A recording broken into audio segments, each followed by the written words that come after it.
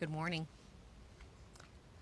So, 2.5 decades ago or so, or around that time, which makes me sound old, but I guess I am now, the I was a stay-at-home mom, and I had two kids in diapers, and I was living on the family farm, and I was happy to be a mom. I mean, it was what I always wanted, right? And I had these great kids who were active little boys who got into everything, and I loved them dearly. But I was also looking for something more, and I didn't know what it was. And I think what I craved was that, when you have a job, you have an employee review. You have an annual review that kind of sits down and says, hey, look, this is the things that you're doing great, and these are the things you need to work on. And you get a paycheck at the end of the week, and you feel pretty good about it. But being a mom, man, that's tough. I hand it to every stay-at-home mom out there because that's a tough job. Because you work hard, you're on 24/7, and you just don't get that check mark that says you're doing a great job. And so I was looking for something to do, something else that would give me that check mark, something that made me feel good. And so my husband at the time was working for a printing company, and he needed somebody to convert Word documents into HTML. And so I went to the library and I got a book on how to do that, and I started doing that.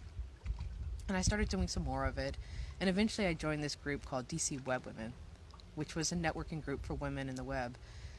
And I met another mom on there who was a stay-at-home mom too, who was wanting to get into the web field as well.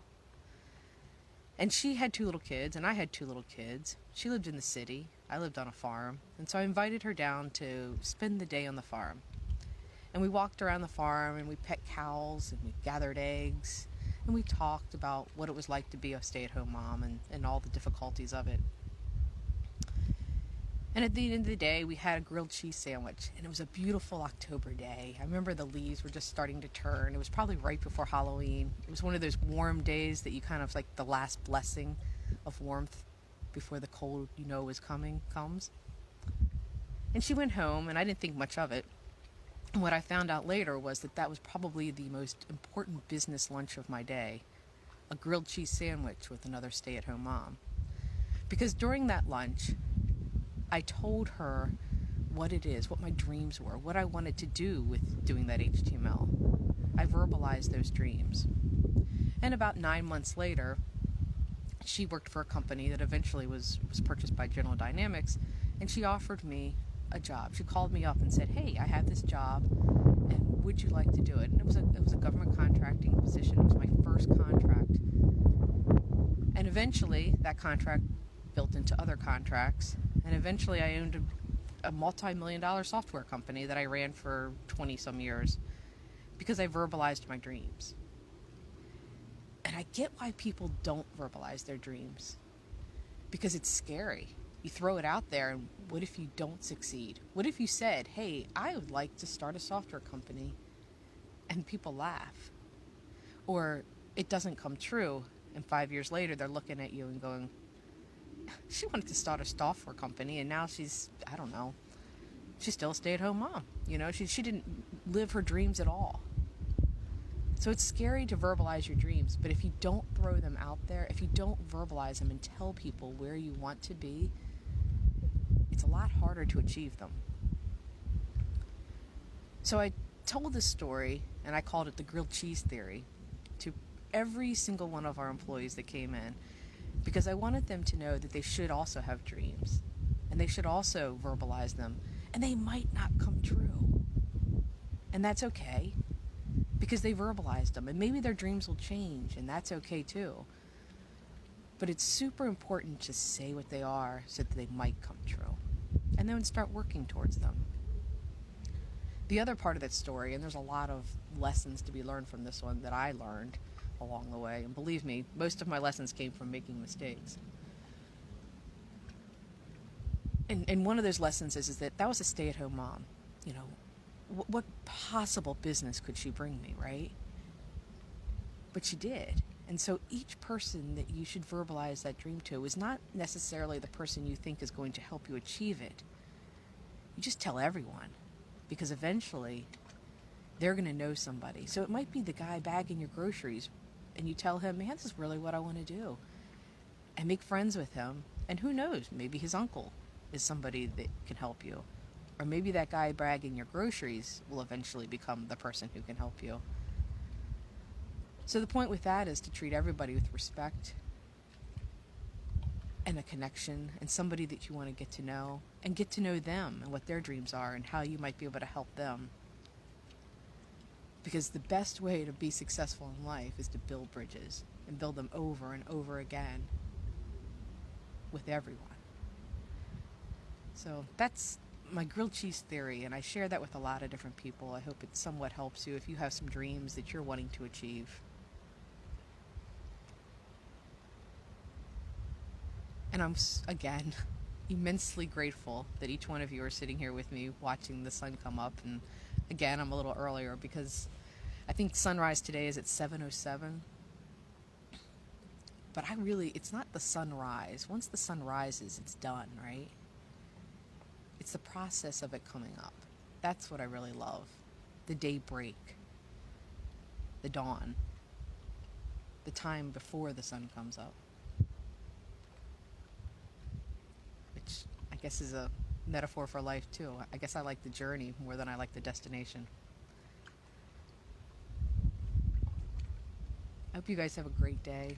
I'm gonna let you guys sit and watch the water. I might pan it around a little bit and let you take a look at stuff. It's cold out here today. I'm gonna keep trying to do these Tuesday chats at the river, but some of them might be pretty short because it's gonna get cold. So I hope you guys have a great day.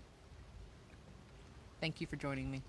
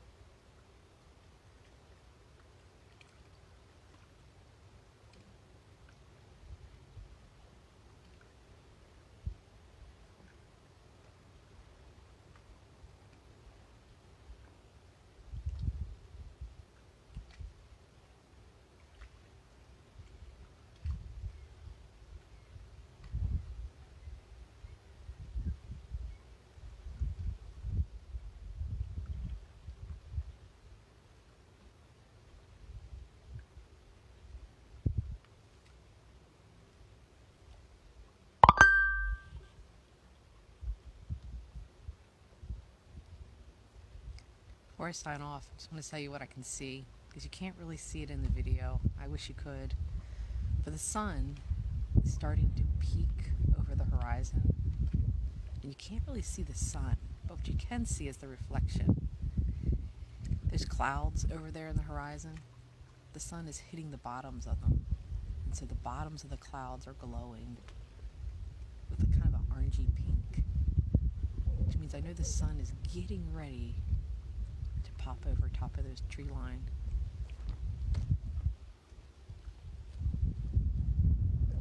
It's a funny thing. I get excited about it every single time. But I'll let it sit for a couple more minutes just to see if we can see the sun come up. I don't even know what time it is, but it's going to be coming soon.